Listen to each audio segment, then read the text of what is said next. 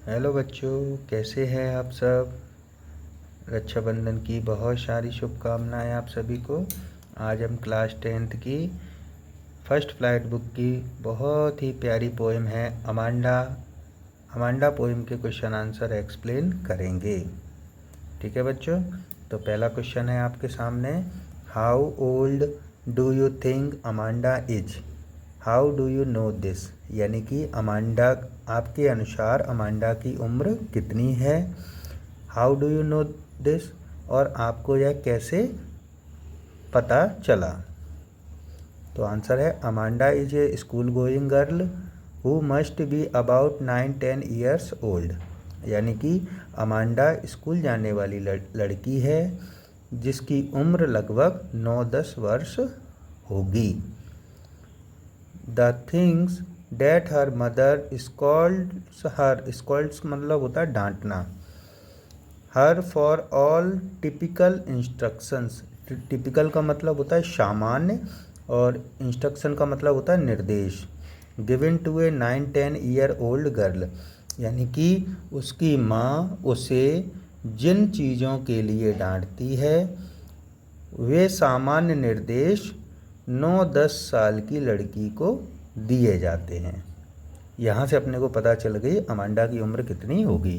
Clear है बच्चों। अगला क्वेश्चन है, who do you think is speaking to हर।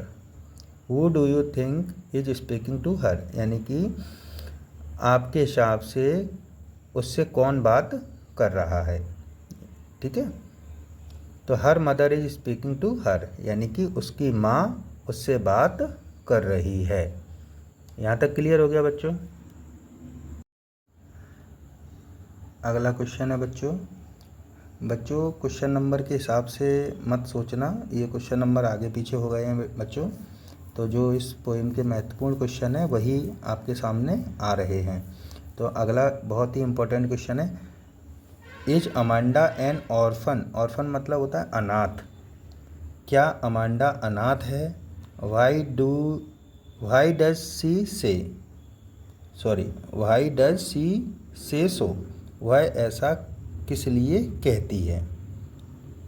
क्या अमांडा अनाथ है और वह ऐसा क्यों कहती है। तो आंसर है no, Amanda is not orphan, she से so because she wants to be alone. Alone माने होता है अकेले, यानी कि नहीं, अमांडा अनाथ नहीं है, वह ऐसा इसलिए कहती है क्योंकि वह अकेले रहना चाहती है। क्लियर हो गया बच्चों, ये बहुत ही इम्पोर्टेंट है, एक बार और समझ लो। इज अमांडा एन ऑर्फन, क्या अमांडा अनाथ है। वाई डज सी से सो, वह ऐसा क्यों कहती है। तो आंसर है no, Amanda is not an orphan, नहीं, अमांडा अनाथ नहीं है। सी से so because she wants to be alone, वह ऐसा इसलिए कहती है क्योंकि, बिकॉज माने क्योंकि, she wants to be alone, वह अकेले रहना चाहती है। क्लियर हो गया बच्चों।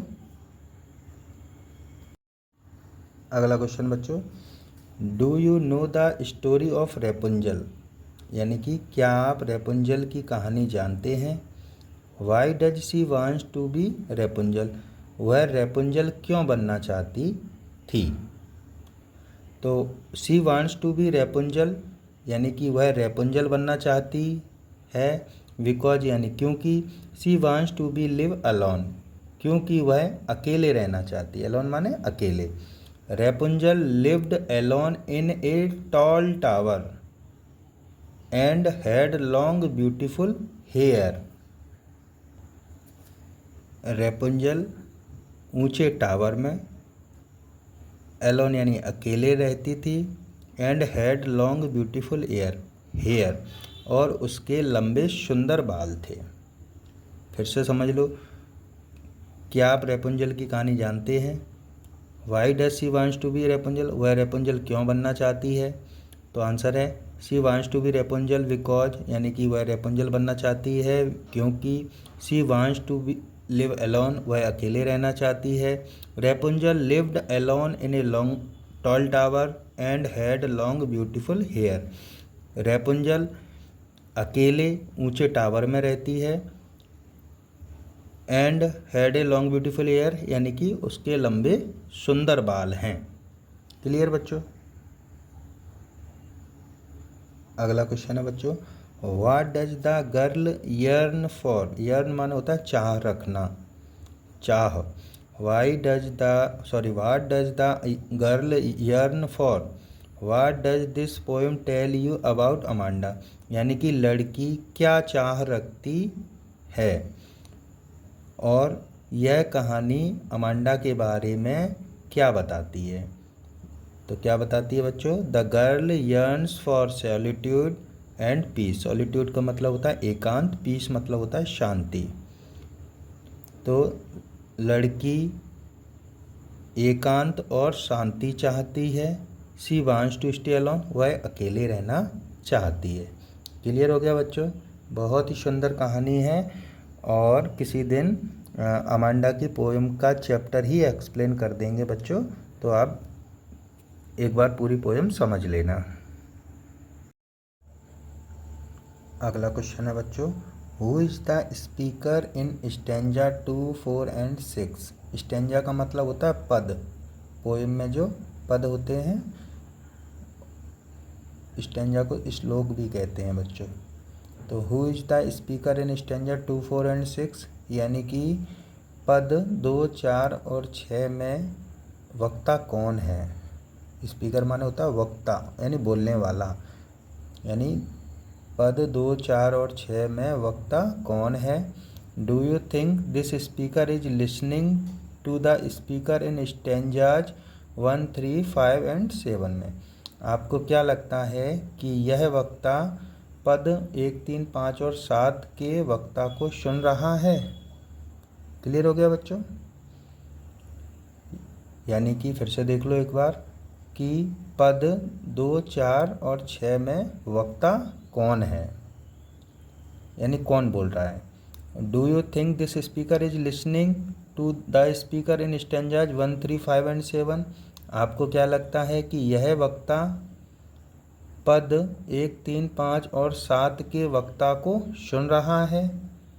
तो आंसर है इन stanza 2, 4 and 6 the speaker is the child, यानी कि जो पद है 2, 4 और 6, दूसरे नंबर का, चौथे नंबर का पद और छठवें नंबर का पद, ये इस पद में जो वक्ता है वो कौन है, एक चाइल्ड है, बच्चा है। और नो, अब यहाँ से इसका आंसर देखो कि क्या आपको लगता है कि यह वक्ता पद 1, 3, 5 और 7 के वक्ता को सुन रहा है। तो आंसर है no, she is not listening to her mother. नहीं, वह अपनी माँ को नहीं सुन रही है। Who is the speaker in the stanza 1, 3 and 5, जो कि पद 1, 3 और 5 की वक्ता है। क्लियर हो गया बच्चों। यानी कि 2, 4 और 6 जो पद है उसमें कौन बोल रहा है, उसमें एक बच्चा बोल रहा है और वह अपनी माँ की बातों को नहीं सुन रही है। उसकी माँ कौन से पद में बोल रही है, जो पहला पद है, तीसरा पद है और 5वें पद में उसकी माँ बोल रही है। ठीक है बच्चों।